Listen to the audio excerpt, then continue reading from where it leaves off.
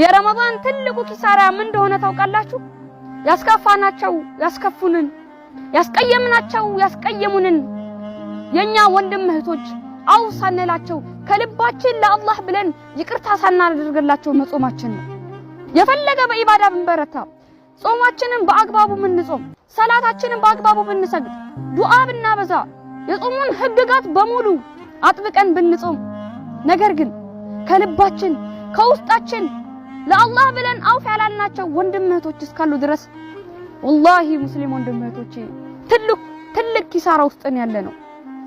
የዘንድሮ ረመዳን አላህ ሊወፍቀን ነው አይደል? አሚን በሉ።